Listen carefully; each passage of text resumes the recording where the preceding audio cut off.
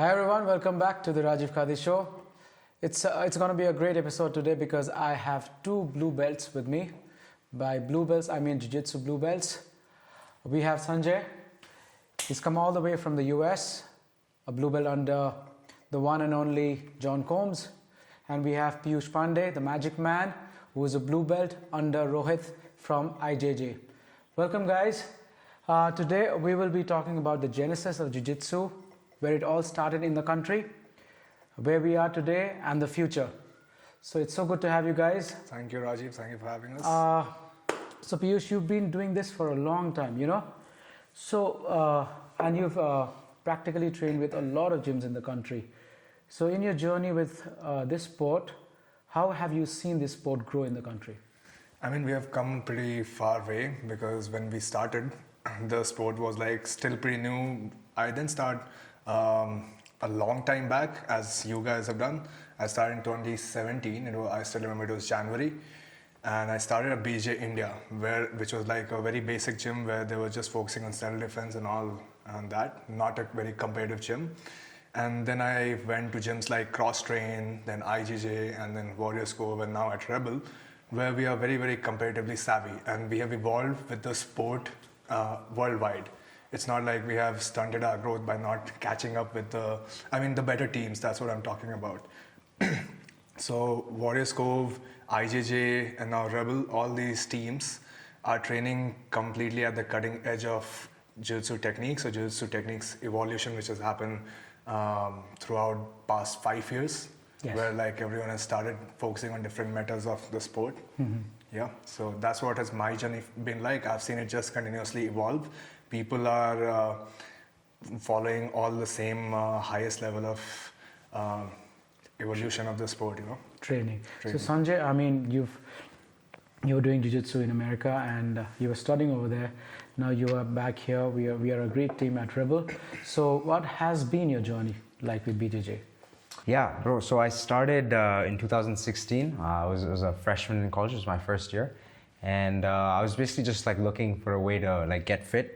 Because I was like, skinny fat. A lot of Indian guys are just like this skinny, and we have like this little bit of fat. So I was like one of those kids, and I was like looking for just like an activity to do.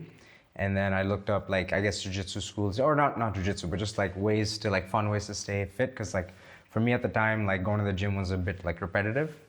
And then I like walked into Easton Training Center, which is where I met John. And then I was there for 4 years while I did my course in psychology. And then by the end of it, I was kind of like, maybe I just want to do jiu-jitsu instead of psychology.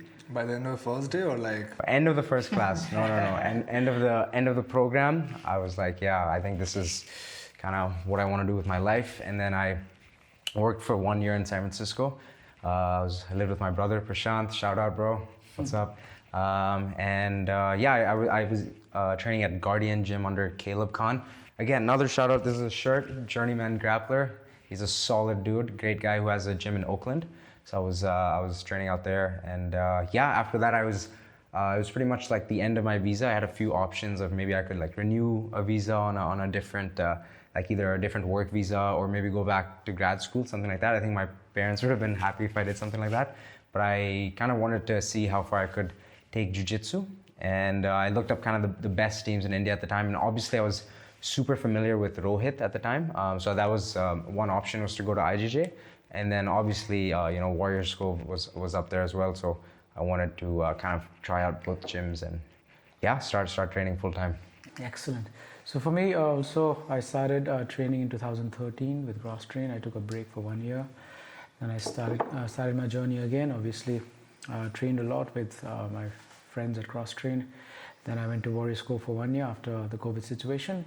Then we started training together. So my journey with BJJ has been rock solid with a few ups and downs that we'll talk about. But Jiu-Jitsu is so addictive. I mean, the three of us can vouch for it. We've been doing this for a long time. So it was love at first armbar for me, because when I entered the gym back in 2013, I was kind of hefty, around 76 kgs, pure muscle. I thought I was pretty big. But then somebody, not half my size but just for reference sake, somebody much smaller than me had his way with my body. So he was getting me into a lot of submissions. At that time, I was like, damn, this is what I need to do for life. But again, like you said, Peeyush, the growth of BJJ in India has been phenomenal. We've seen today, we've seen in platforms like MFN and even other MMA mega events, people are using a lot of ground fighting, and especially with the advent of instructionals. I think people are getting in tune, at least people who are studying, at least they are in tune with whatever is happening outside of the country. I think I would also just give a lot of props to the instructionals and the advent of them, as I said, because that has allowed us to be so far away from all those evolution of the grappling sport and the grappling techniques and still be abreast with all those. Absolutely. You know?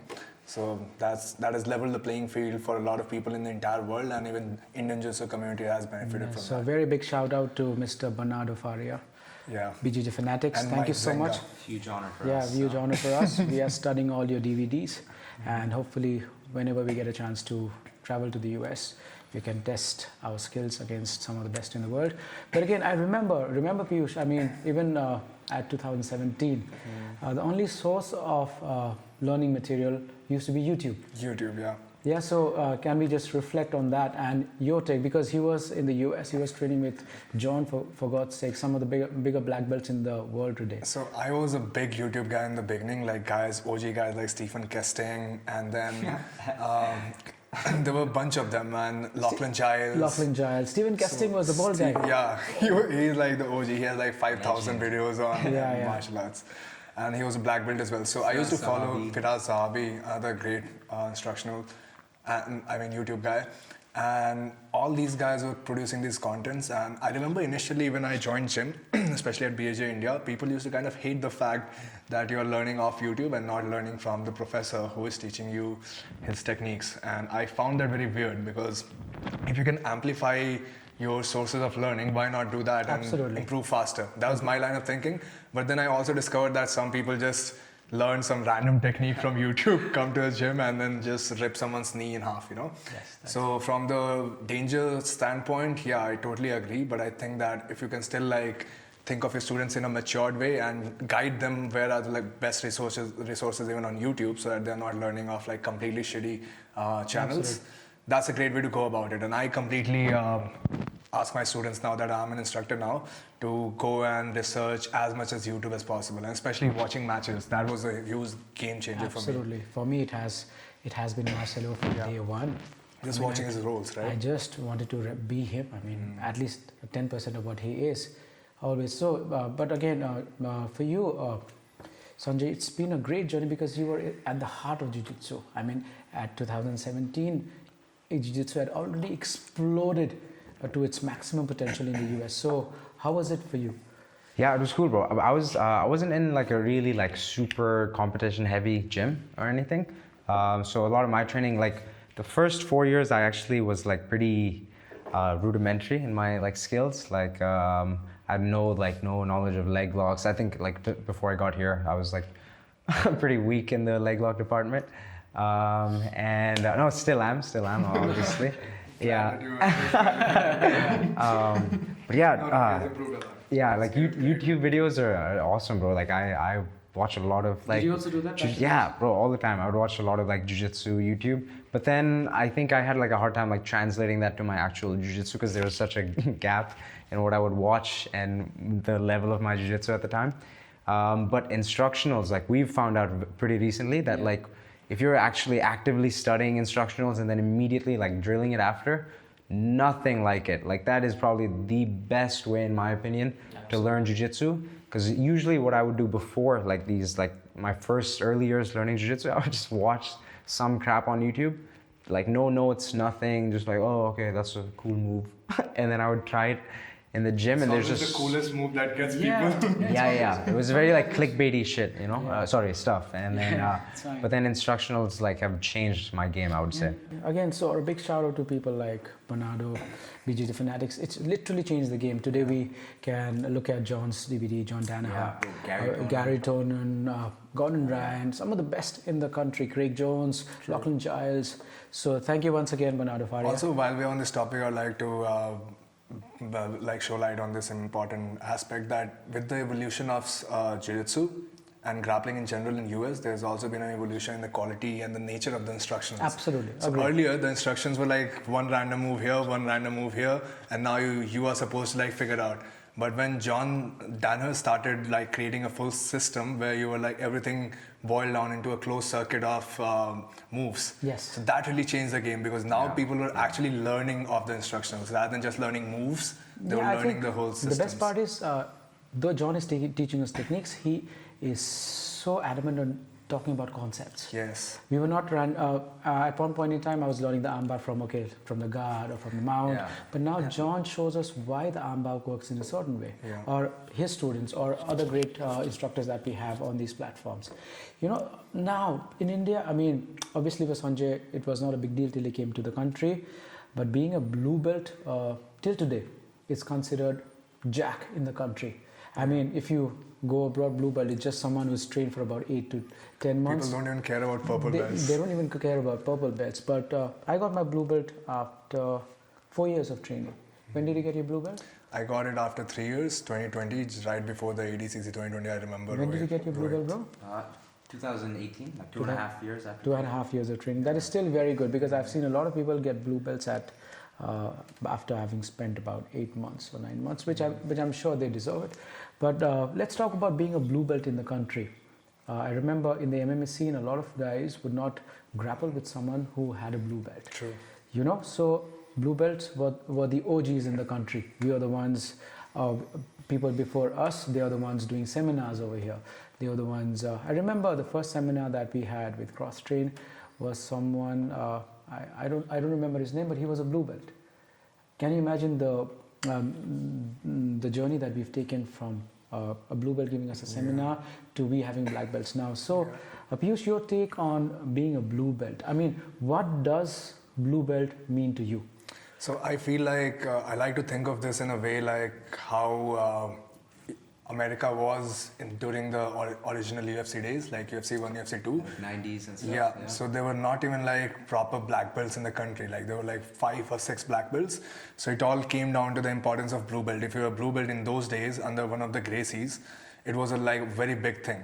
And you were held with a lot of regard. Like even George and Firaz Zahabi, when they used to travel from Canada to train at New York, John Danaher and all these guys used to be blue belts or purple belts. Wow. So I think Bro, imagine John Danaher has a blue belt. Imagine that, still trying some leg locks which do not work at that point in time. Yeah.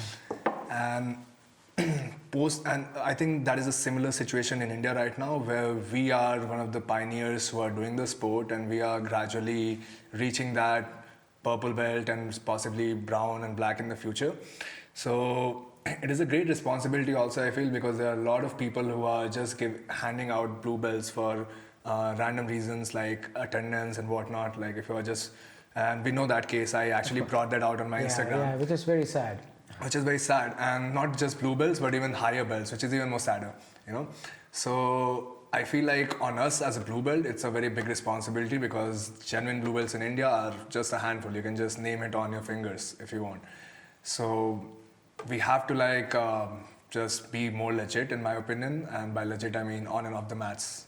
Absolutely. That's a very important. Bro, there's a funny story of how belts don't really matter, right? So like when I first got my blue belt in 2018, and then that December, I was like, okay, coming back to India, I was like, bro, I'm a blue belt, like everyone's gonna get it, like everyone, no survivors, Maybe I'll even do like a dojo storm, who knows? So then I came back and I was like, okay, let's look up Jiu Jitsu schools in India. And I looked up, and I found an IJJ. I was like, bro, boom, let's go. And then I went to IJJ and I walk in, and I guess it was like right before class was about to start, so no one was there. And then I look like kind of towards that, like a balcony in the old academy. So I go out, and there's 2 guys, bro, Nihal and Peeyush, are just chilling there, having a good time. And right before class started, so then I was kind of there, I was like talking to them a little bit. And then they're like, first they were like pretty dismissive. They're like, who the hell is this guy? Like, this guy needs to get out of here. But then we like started talking a little bit, and they're like, have you done jiu-jitsu before? I'm like, yeah, I'm a blue belt. Like, I'm a big deal. They're like, oh. Then like Peeyush's eyes lit up. It's my first time meeting Peeyush, by the way. Yeah. And then he's like, all of a sudden he's like, okay, let's roll, And he was a white belt at the time. So I was like, oh, I'm gonna have my way with this guy. And then, yeah, we started rolling and he just folded me up into like 7 different shapes. And I was like, okay, that was a true test of like, belts don't matter, you know? But up until that point, you know, you always see that shit on Instagram, like, yeah, belts don't matter, like for sure. But they do kind of thing. But then, yeah, I don't know, after that, I was like, okay, shit, they really don't matter. Because in India, I think Peeyush was a blue belt much before that. But again, there was no one to Yeah, I was promote. bouncing between gyms as well, so that's what took me a little bit longer than normal. Yeah. And as I said, you became a fresh blue belt that point in time with just 2.5 years of training, and I was already kind of like but you came in 2018 also, right? Yeah, So probably, yeah, 2018. So probably I had 1.5 years of training back then, but still. You were doing it more consistently? Yeah. Like, I was doing much more school and consistently. shit, At yeah, IJJ, yeah. we were just training twice a day and we were just Exactly, getting yeah, better. yeah. And it was always exciting to have someone come from the outside, you know, because we always knew that people in US actually are training under black belts and Yeah. they're supposed to be much more better. And it was a good reminder to us as well that it doesn't matter what people are doing outside. You can still train here and train Still in a be legit. train in a systematic way and still improve and be at the par with the world's training program. bullshit blue belts that come from the No, but Still. again, props to Rohit also. He's a great instructor. Yeah. He was studying even before a lot of guys were studying Exactly. and imparting those, whatever he learned from these instructionals and imparting it on his students. That's why most of his students are great. They're awesome. So props to him also. Now let's talk about BJJ in the country. I've been doing this longer than both of you. And I've seen a lot of corruption in the country when it comes to the grappling arts also. We've seen the same thing with Taekwondo. We've seen the same thing with Karate. We've seen the same thing with every other martial arts that we know of. As soon as people see that there is money to be made, they just dilute it to the minimum. They just pour water over it till it has nothing to give back. Yeah. You know, so I mean, especially unfortunately, it's the government agencies, people who are attached to the governments. They are hosting these big grappling tournaments with about 1,500 to 2,000 attendees, and some of these poor little kids don't even understand what a triangle is. Yeah. Most of the kids, they are just kids who've done some basic wrestling. I mean, most of these guys who are teaching these kids are karate guys. So all of these federations and jiu-jitsu federations that they've created, it is possibly headed by, the program is headed by a karate guy who also runs jiu-jitsu in his martial art academy, right? So that's why they do not hire legit instructors, and I feel that's why there's a disconnect in the technical way of doing jiu-jitsu in these tournaments versus the tournaments which happen at the higher level in the country. So yeah, I totally agree with the point that the corruption actually incentivizes that. Yeah, because I think if we get into Olympics, it's going to be a riot, especially in my country. I know for sure, because when we get into the Asian Games and it becomes a part of the Olympics, it is suddenly a great way to get a government job. You go to the Asians, win a medal, and come back, and there are some kind of even puny little jobs, but government jobs waiting for you. So that's where I think that begets corruption. And most of the Indian athletes are born out of this need of doing job, right? So you'll just start finding these random people coming to the scene and just working super hard. Random like government employees start doing jiu-jitsu. No, you're right, bro. If these government employees see that there is money to be made, trust me, they'll do it. A lot of wrestlers do it because wrestlers get government job in their stream if they do well. Yes. So a lot of people just take up wrestling because of this. Yes. So it can be good also to get more people in, but it will also be for the wrong mindset. Like I have to get a government job and survive versus I'll just want to get better at this art. And It can be. Probably represent the country at the highest level. Yeah. Get into the Olympics, win a medal or something. So Sanjay, I mean, you've been. I cannot just trivialize your experience. Say you did not go through all of this thing, but in the US, did you see this kind of trend where people were actually McDojoing jiu-jitsu? Bro, I have never been to any McDojos, I don't think. If I have, they did a good job at hiding it. But yeah, I've actually trained at some pretty sick gyms. I've been to Legion, which is pretty awesome. Yeah, Keenan's gym. Cornelius, bro. Yeah, so I went and trained gi there for a little bit.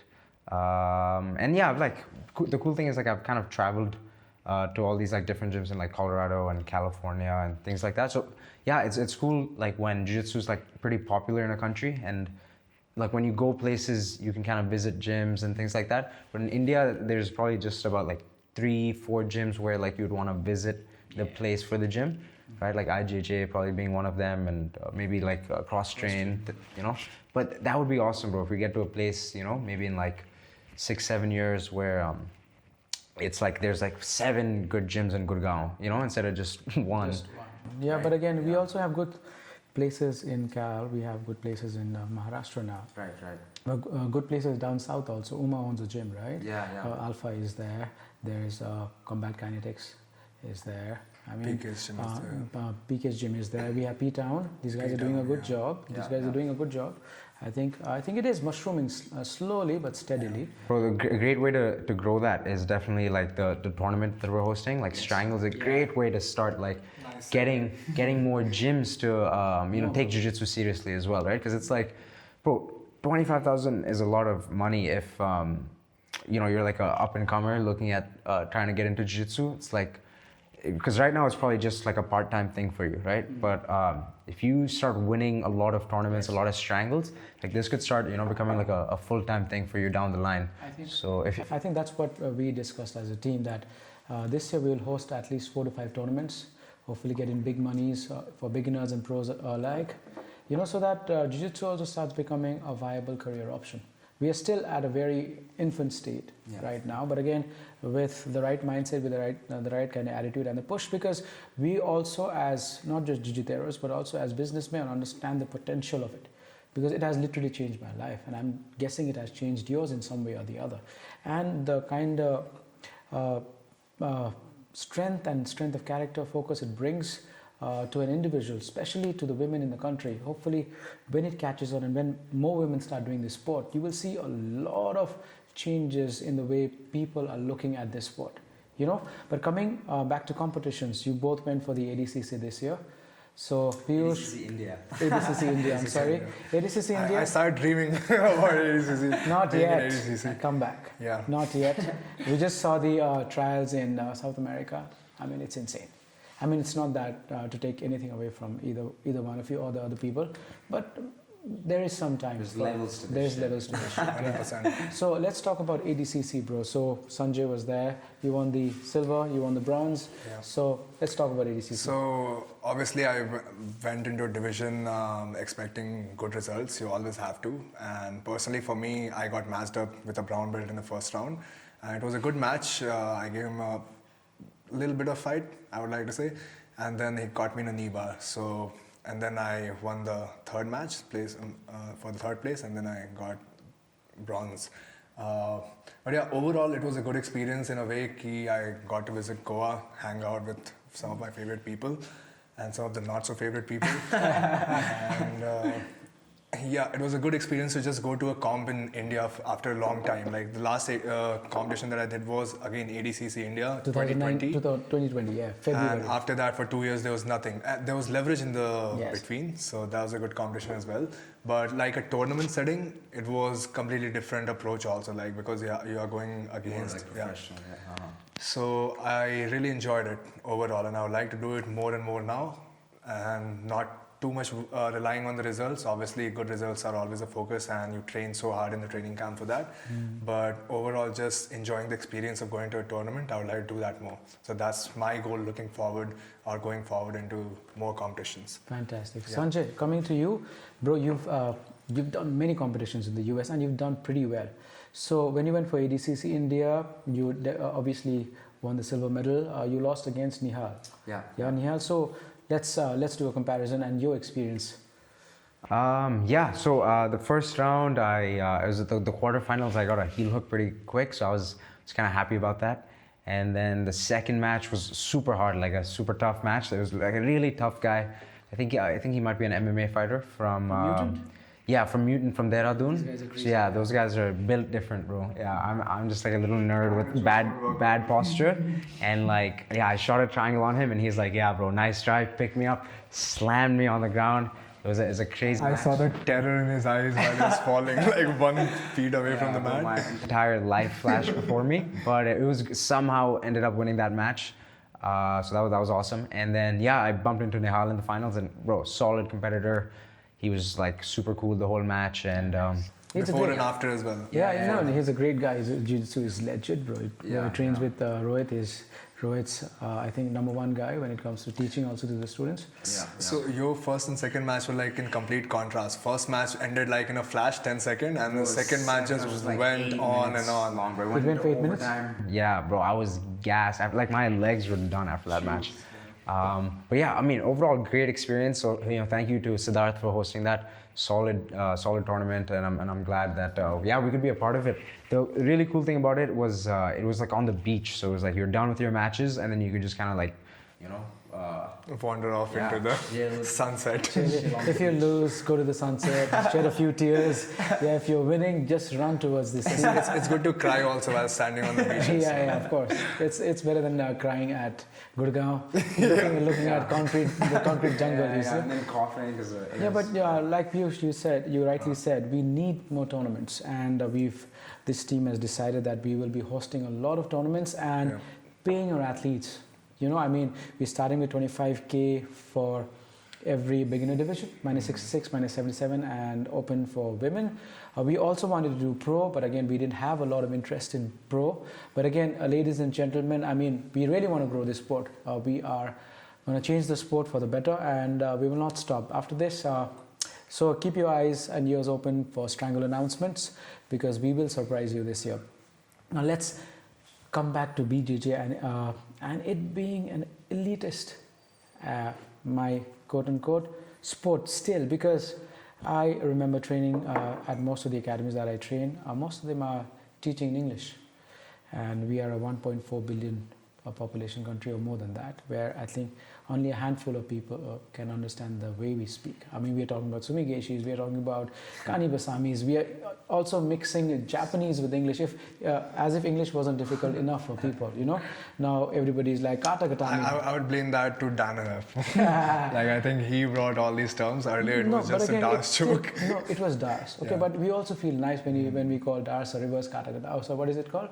Inverted kata katami. Inverted kata katami. Yeah, all of this good stuff. So you've trained with most of the gyms, and fortunately I've had a privilege of traveling across the country, visiting smaller gyms in, let's say, the Northeast, even in Maharashtra.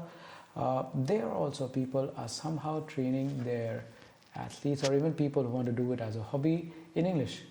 Yeah, because obviously you call a heel hook, ab kya bol sakte ho usko? True. An armbar is an armbar. Yeah. And you have to heist. A heist is a heist. You have to scoop a grip. Hindi mein usko. Okay, there's words for that, no? But who's going to figure that out, bro? Yeah, I think I think it's a reflection of just like how we communicate also in daily life. A lot of Indians, and especially North Indians, South Indians speak English. That's perfect for them. It works for them. But for North Indians, even we in our daily lifestyle use a lot of English words for these specific things, right? So even our Hindi is now much more of a Hinglish. Yeah. So it makes more sense that way. And yeah, I would like to elaborate your elitist point. You should elaborate that kind of perspective that you have. We want to grow the sport in the country. Yeah, we are the most diverse country in the world. Yeah. Just between 5 kilometers, the languages change. Yeah. So and English is not the main language of communication in the country. Even though we urbanites would like to believe that everybody in the country is speaking English, more convenient. Yeah. So elitist because. When I go to all the gyms that are doing BJJ, forget about the other martial arts, nobody is communicating in Hindi. Hindi में क्या होता है? अच्छा यहाँ से करो, आम बार मारो, अपने hip bone पे लेके आओ. That's the level of Hindi we'll do. Yeah. हाथ को खींचो. Nobody's getting into the route. For a lot of kids, just 30 kilometers away from Gurgaon, a hip bone is like, what? Ambar? What are you talking about? True. Whereas the kind of athletes we can generate from this country are probably over there, because wrestling is predominantly a big sport in these places. Boxing is big, and even in the Northeast the striking arts are big, but again in the Northeast there are about 1500 languages right there. South India there are millions of languages. I'm exaggerating, but obviously in a country like India where English is not the only medium of communication. So that's what I meant by BJJ unfortunately becoming an elitist medium. So coming back to do you think we should look at making instructionals in vernacular languages? I think that's a great idea. Now that you elaborated on that, and I get your point also. You are saying to reach the real grassroots of Jiu Jitsu in India, we have to go to these regions, and it cannot be reached just if the content is in English medium, right? Of course. Because even if you see on Instagram some of the reels and all those contents which gets like millions of views in India, they are generally not only in English. They're also in those local languages and local lingo and everything. You have to use that. So yeah, I completely agree with your point. We should work on those strategies as well if we want to reach all the right people. Yeah, I think so. I think it goes out to all the jiu-jitsu practitioners in the country. See, there's no point trying to withhold information. I mean, we can only grow the sport. I may sound like a philosopher, but I think we can only grow the sport, even business-wise, where we give out information, where we dole out information and increase the size of the small little pie that is jiu-jitsu today. You guys agree with me? 100%. Yeah, so I think going forward, Team Rebel is going to look at, we're already looking at things, but hopefully we'll get some basic instructionals in vernacular languages, or at least have them dubbed create a few instructionals and get them dubbed in a few different languages and send them across. And let's see what happens. What do you say? Bro, I think we'll have a Indian ADCC trials winner when you have that fusion of like, if these instructions, go out to like akadas and stuff like that, and we have these really solid wrestlers that learn jiu-jitsu, bro, I feel like no one's gonna be able to stop that combination. You know what I mean? That's when we'll like, and those guys work so hard. Like, yeah. Exactly, like you said. And tomorrow, Team India is going to come from some of these places. Trust me, because Team India in every major sport comes from a downtrodden place, or not an urban setup, but a rural setup, because they are so driven. Because like you said earlier in the podcast about how sports, unfortunately, in the country is a great medium to secure your future, not by doing the sports in itself, but by securing a stable job. So a lot of people look at sports as a medium of getting out of poverty. True. Because unfortunately, my country is ridden with poverty. I mean, we are here chilling in an air-conditioned apartment, training at some of the best places we could train. But again, the stark reality of the grassroots is very different. Yeah. Now, coming back to the teachings in the country, we've had tremendous bad experiences. Okay, I mean, I think people have misunderstood knowledge and disseminating knowledge as a privilege. Let's say a privilege that serves their purpose instead of a responsibility and honor. Can we start elaborating on that?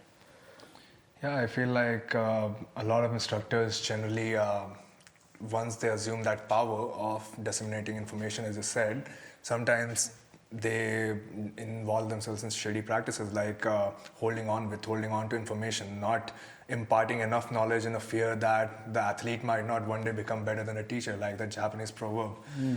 And that is kind of a negative or not so honest way of doing things, because if you are being an instructor, you want your student to one day kill you, right?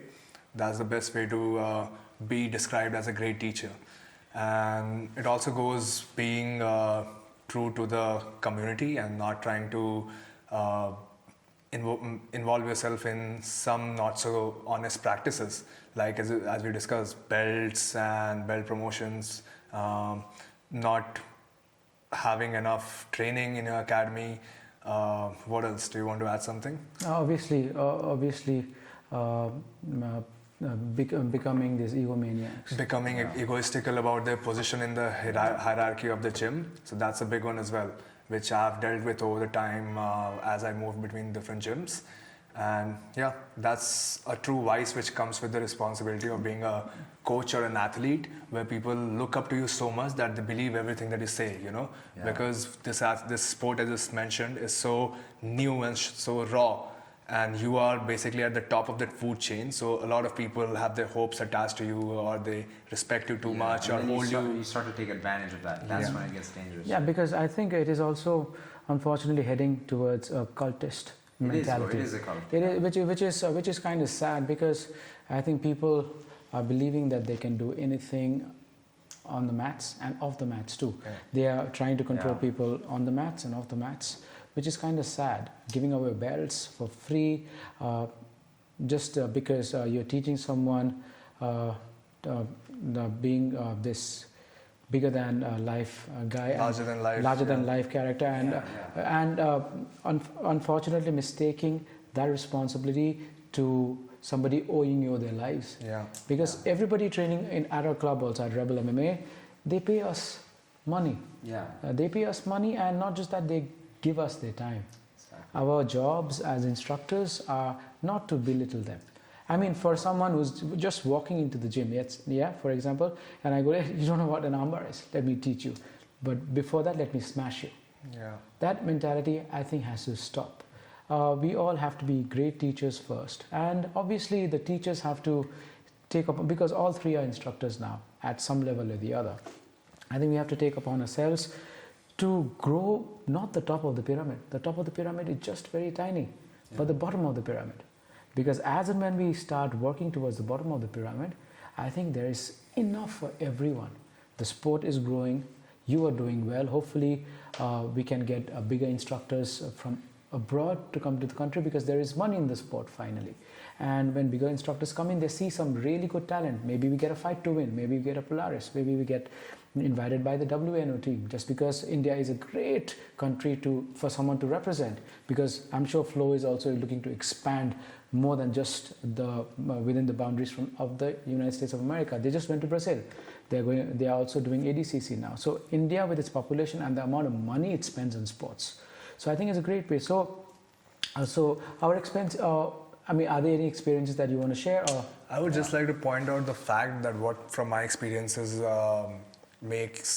should make you like really wary of being in a cult. let's in a talk about sport. red flags. Yeah, red flags. The biggest red flag in my opinion is when your instructor or the guy who is at the head of the food chain in the gym cannot take a joke on himself. Okay, so that's a big one. Whereas he can joke with everyone.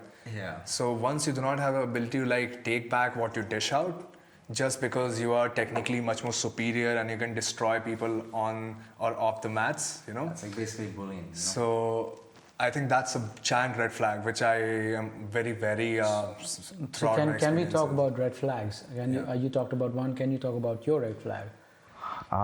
Yeah, I think a big red flag for me is like you can tell me what to do on the mats. Bro, don't tell me what to do off the mats, you know? That's my life. I'll live my life how I want to live it. Like, you're not my dad, you know what I mean? You're my jiu-jitsu coach. So just keep that in mind, you know? Like, respect boundaries with people, because that's a very disrespectful thing to do, is like try to intrude on other people's life outside of being a coach. For me, respect is a two-way process. But unfortunately, sometimes just because we know our kind of martial arts slightly more than someone else, it becomes a one-way street. Yeah. You have to give respect to deserve respect. So, and you cannot demand respect. Respect has to be earned. Yeah. So, and we talk about honor in jiu-jitsu, in all kind of martial arts. Trust me, there is no such thing as honor, because we've dealt with so much of shit in this. Slimy people in this business, bro. It's be careful. Our motive is not to diss the sport or diss anyone. Our motive is to hopefully keep this sport pure. Well, this is very common also. Like, there can be a gym which is existing in a very small town in India, and there the instructor is behaving in the same way, fulfilling all the red flags that we just mentioned. Yeah. So it is great that once people watch this, they can take a look around their own gym and just start observing now. Because sometimes you're not even aware that this is happening, you know, because you're so much in a bubble that once you and everything is so normalized in that space that once you are inside, you cannot actually make a rational decision. So to someone, like, when they tell you that you have to observe certain things, that's a great thing to do. Yeah. And there were people who pointed out those things, and some things that I realized myself. Yeah. And that brought us to where we are right now also. Yeah, of course. It's a great thing also, because see, we were smart enough, adult enough to hopefully to have taken decisions that were supposed to be taken. We are okay. But again, at the end of the day, it's about the martial art. It's about, let's say, a 14-year-old girl wants to come to the dojo. Yeah, even in our gym, the ratio is literally 1:99. Yeah, it is kind of sad. It's kind of skewed. So, but again, a 14-year-old girl coming in, just because she enrolled for a class, you showed her a few shrimps, you expect her to roll. I think that's something. And if she can't roll, she's a nobody. You look down upon her. But at least, for us, at least it's just the opposite, where somebody comes in, we take it upon us that This girl or a boy or a man or a woman or anyone, as a matter of fact, is our responsibility. Our responsibility as trainers, teachers, instructors, coaches, whatever they would want to call us, So big red flags, guys. I mean, a lot of people are doing BJJ in the country. It is a fantastic thing, but do not fall prey for with such behavior. Red flag number 1: do not accept bullying from anyone, because it's a sport that is supposed to make you happy. Second, like Sanjay said, nobody can control your life. They can nudge you towards the right direction. Yeah, like Peeyush said, nobody's above anything else. We are not inventing jiu-jitsu or reinventing jiu-jitsu right now. We're just copying. We're just translating the We're just translating the information that great people like John Danaher and the squad. We have Andre Galvao, we have Marcelo Garcia, we have... Information's out there. Information is out there. So go open your minds up. This is not to set an alarm, but again, we are doing this because we don't want anyone leaving the sport because some idiot wanted to be a jerk. You understand? So I think one more point I would like to add in the same conversation is that it's also when we look at the problem, we should also kind of look what is the root of the problem, right? Okay. So I think a lot of jiu-jitsu instructors in India especially think that the thing that they're doing is such a big thing, it's such a big of a deal. Whereas if you look at the whole worldly perspective, it's just like 99.0.001% of people who are doing actually that activity, and then Such you a are, niche. and then even though there are levels to the sport, you are at this tiny level, and then you start looking down at people who are possibly below you, and you think that you're the king, right? There's nobody who's the king of the sport. Probably Gordon Ryan is, but also his personality is a little bit sus. Bro, that's just one guy. we're still back with the podcast. We were talking about the cultist mentality that is unfortunately evolving in the country, and what to look forward to, or red flags to actually notice so that you don't become victims of someone trying to bully you instead of teaching you. Peeyush, before we cut into the segment, we were talking about gym wars. I mean, Jiu-Jitsu, I can count the number of people doing Jiu-Jitsu in the country in my hands, literally. But again, it's like we are on war against each other.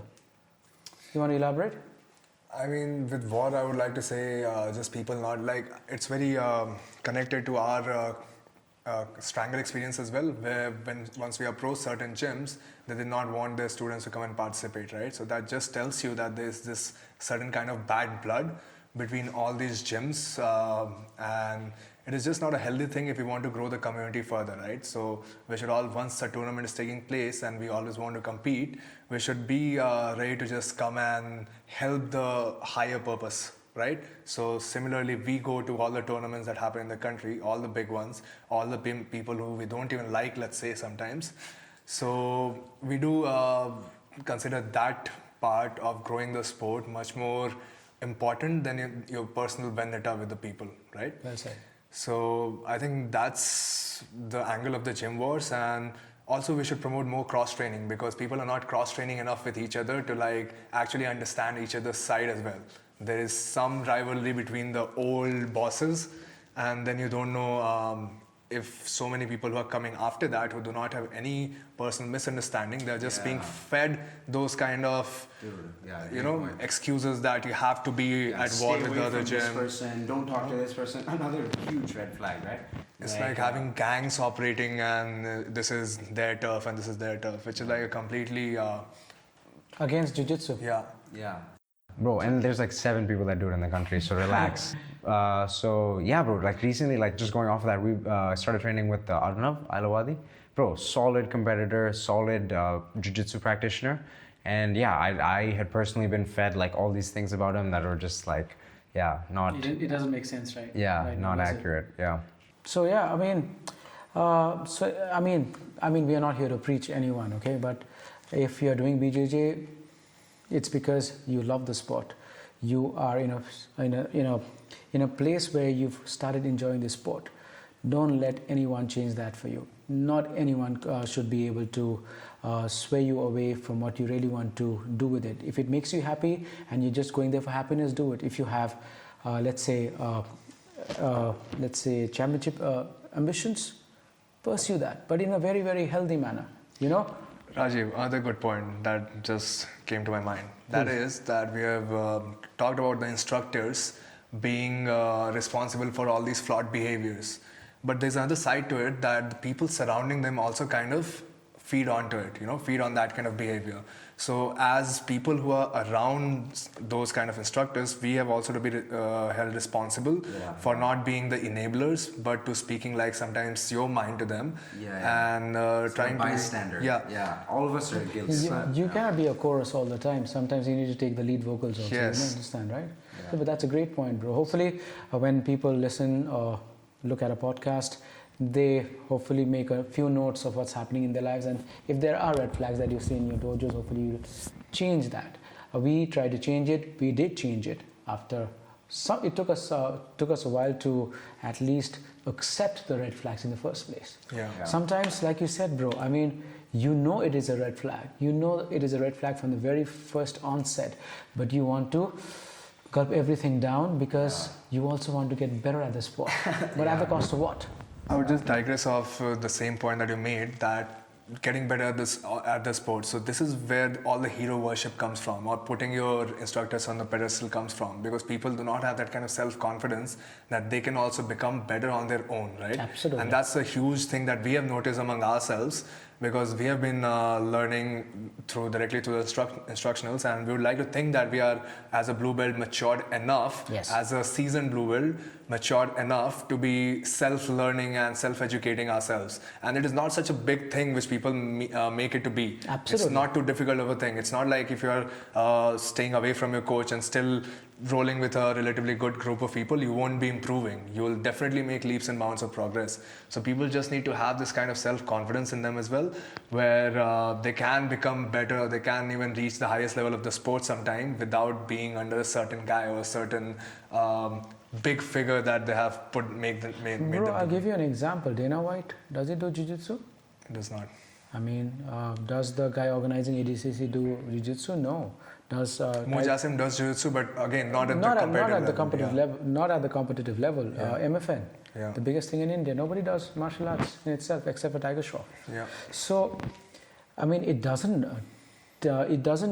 take great jiu-jitsu skills to create these big empires that revolve around the sports that we love. So please, like you rightly said, have confidence in yourself. Have confidence in yourself that you are good enough to learn by yourselves. Maybe the process is going to be 2 or 3 months slower than what it would have been, but at the end of the day, you will be happier. You'll be happy. When you're happy, a lot of things make a lot of sense. You're going to do jiu-jitsu because you love to do jiu-jitsu, not because I want to be a champion someday. If I get burned today, it doesn't really matter. Hopefully, there is light at the end of the tunnel. Unfortunately, in most cases, there isn't any light at the end of the tunnel, especially in the country. Yeah, we have people like Mika Galva and the Rutola brothers, 17, 18-year-old gangsters who are killing everyone. So people who are above 25 and 28, for us to be... like a personal attack. Yeah. No, not just that. Gordon Ryan just was sponsored $100,000 by Bitcoin. That just made news. $100,000, and everybody's going gaga. Obviously, Gordon Ryan is the GOAT right now. Yeah, and he deserves everything that he has today. But 100,000 versus a basketball playing at an endorsement deal of $100 million. We are still very, very far away from being mainstream. So when we're still in underground, at least we can do it together. That's what I'm trying to say. Agreed, bro. Also coming back to money, bro. Why isn't there no money in the sport? I mean, this is still a pretty new sport, but we have been saying the same thing for like past few years now. It feels like that there's a new sport, there's a new sport, there's a new sport. I think we have to take initiative as people who are organizing a tournament as well, and I would like to kind of praise you for that a little bit, because you're trying to bring the sponsors and bring the money to the people in the sport. Okay, so thank you. That is a great thing to see, because as a white belt I couldn't imagine to going to a tournament and winning 25,000, the possibility of doing that. So that's a big thing, and I think people all over the country who are white belts or beginners should exploit that to the max.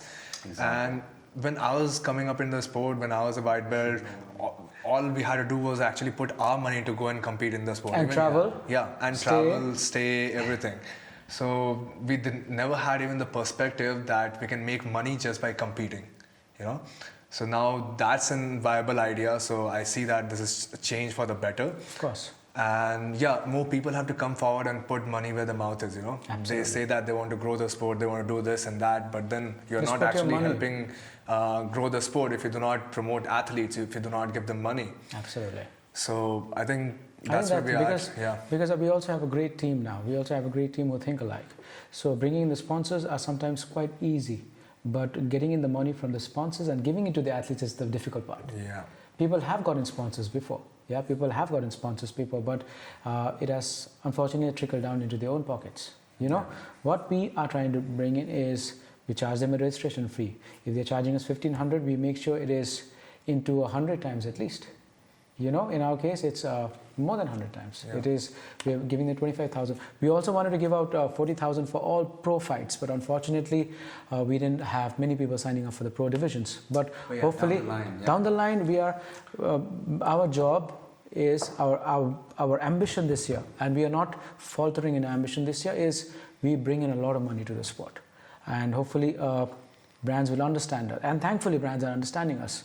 Why just hopefully? Because we have big names for strangles, for all the strangles that we'll do. As and when the opportunity arises, we will announce the names of the sponsors. But besides that, I have these guys who are working tirelessly, getting in touch with gyms, trying to get them to just participate. Why do we train otherwise? Just to feel great about ourselves? Okay, given. But people with higher ambitions of becoming a pro, hopefully representing their gyms or even themselves abroad. Their country. Yeah, they need to. They need to start competing. And like we were discussing earlier, the level of Jiu Jitsu has increased. So test yourself out. Yeah. Hopefully, when in the next 5 years, or maybe next 2 years, next 1 year, I don't know, we could have someone from India winning the ADCC trials. So that's the thing. If people listening have like actual, ambitions of taking jiu-jitsu to the next level and competing outside of the country, kind of the reality check is you're not just going to do one tournament and win. Like there's a very good chance, like unless you're like a prodigy, that you will get smoked your first 7-8 tournaments, and then things will start happening, which is why Strangle is great, right? Because it's like if you're a beginner, if you're an up-and-comer in India, like trying to make a name for yourself down the line, hopefully internationally, bro, do as many of our tournaments. If you have to like chase us to every city to do a tournament, and if you win every tournament, that's like 1 lakh in a year you can make. So like I would love to be a part of that if I was starting. That we are going to the people also. We are not just staying in one city in our comfort zone at our own academy, but we are planning to take the tournament to different cities where people who cannot afford to travel, let's say right now, they can also compete. We are coming, bros. We have big announcements. Let's finish Strangle, the first debut Strangle tournament. We have big announcements. This team is going to be sitting with you guys and giving you guys a big surprises. So wait for that. Let's talk about the McDojo trend. I mean, we just touched a base with it, but again, there was an incident where people were just handing out belts, just like that. And not regular belts. It was, I think, at Purple Brown. At BAJ India, they gave their instructor who had been training there for like 1.5 years a purple belt at their main academy, and they gave some questionable brown belt promotions. And I say questionable just in terms of skills, because there has to be a certain kind of standard for those high-ranking belts. I don't care still if you give out blue belts like candies, but brown belts and black belts, those have to be like really in a country where well-deserved ones. Yeah, in a country where we do not have a single black belt which is legit. Yeah, I don't think so. You're absolutely probably right. People who are from the outside, maybe they are legit, but not a homegrown Indian. No, not at all. But bro, just to like play devil's advocate, like why do belts even matter? Like cause like that story that I told you, where I came and just got destroyed. I got smoked by Peeyush. I have an answer for that. Yeah. So belts do matter right now, because if you are advertising yourself, so how do new people know which is a better gym to go? Because a white belt of day one will go either to a blue belt's gym and he'll still get smoked, and if he goes to a black belt's gym, he'll still get smoked. So he does not have a judgment bias. Which gym is better? But why does it have to be based off of the belt? It could be other things like the facility of the place, the quality of the environment. Because I think I'm not trying to pick one or the other, but again, at the end of the day, a parent, for example, is going to look at, there's a credentials are more for important. example, let's say you're a black belt, yeah? So let's say Peeyush is slightly better than you, but he's still a blue belt. Yeah. you will still win every day because you are a black belt. Because you keep away from everyone else. Oh, he's a black belt. You'll talk to them as if I'm a black belt. There's only one black belt in the country. It's taken me so many years to become black belt. Is the GOAT. It's just like what's happening with karate, bro. 12-year-old kids who can't even throw a punch is a brown belt. Yeah. I mean, when I got my blue belt, I almost cried, bro. I'm 40 right now. I got my blue belt when I was 36. I was like, oh my God, this has to be the best day of my life because it meant something to me and I had worked really hard, winning a few tournaments. Yeah. I am a blue belt under coach Ivan Tomasetti and he had his principle straight. Win one tournament, you get a stripe.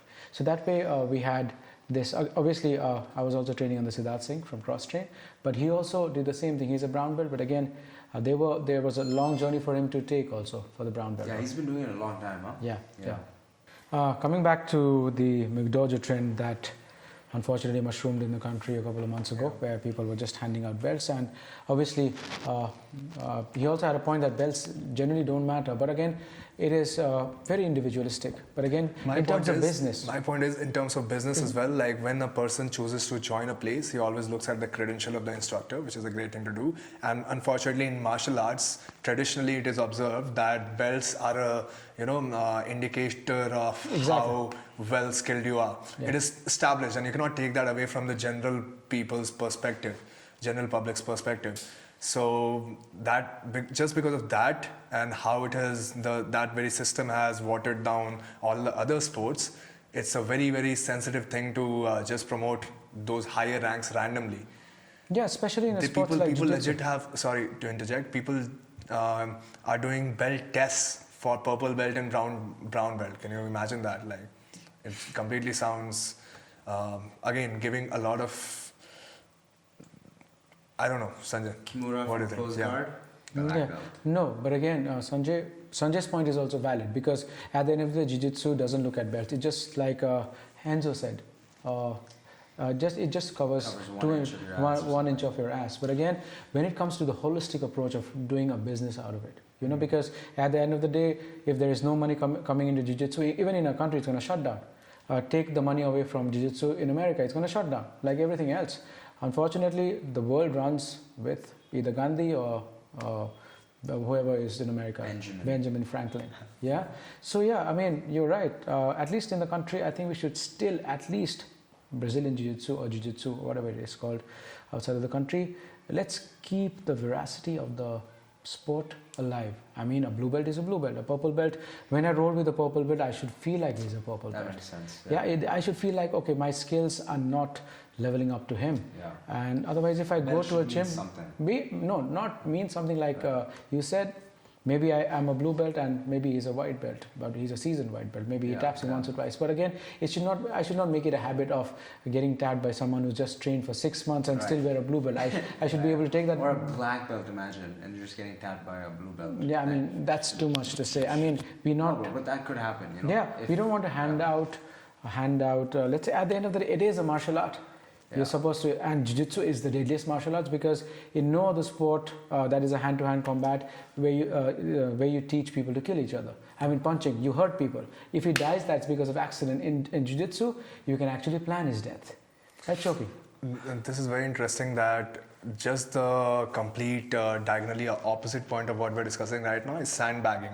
And currently it's not such big of a problem in India for us because there are so few competitions that people haven't adopted that strategy till now. Bro, Peeyush is a sandbagger. He is a purple belt, for sure. Sandbagger, bro. I mean, let John Combs have a say about that. Yeah.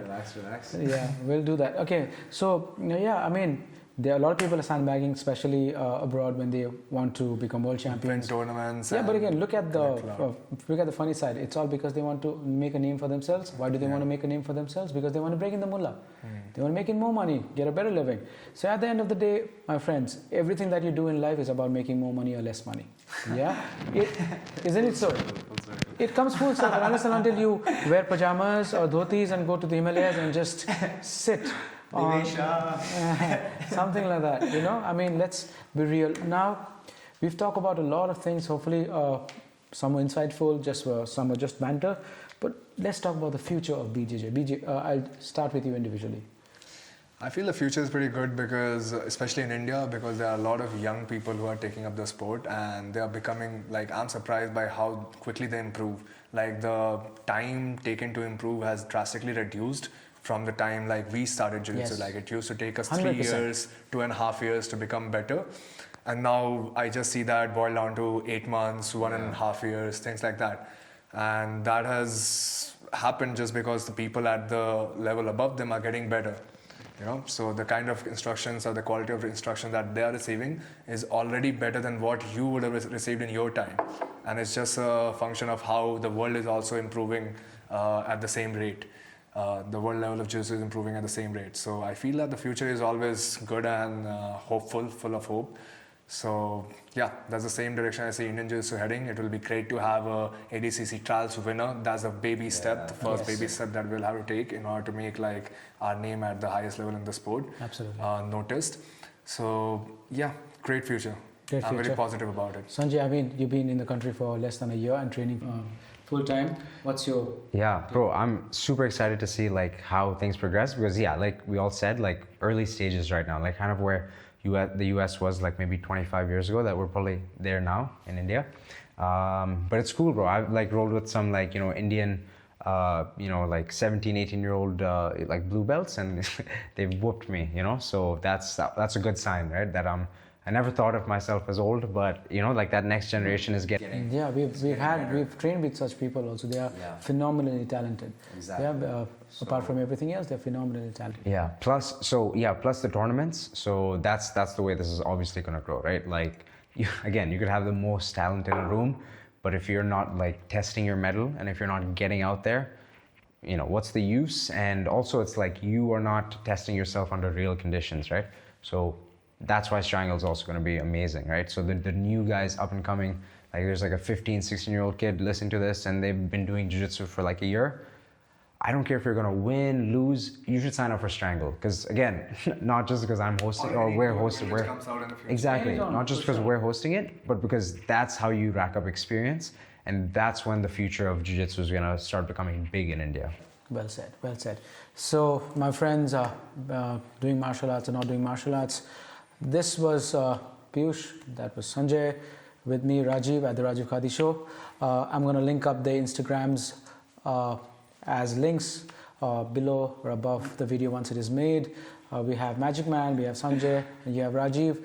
Please like, subscribe, and ring that bell icon if you like the content that we are trying to bring on. Like we said, we don't mean to diss anyone. We were just talking reality. I mean, few people, yeah.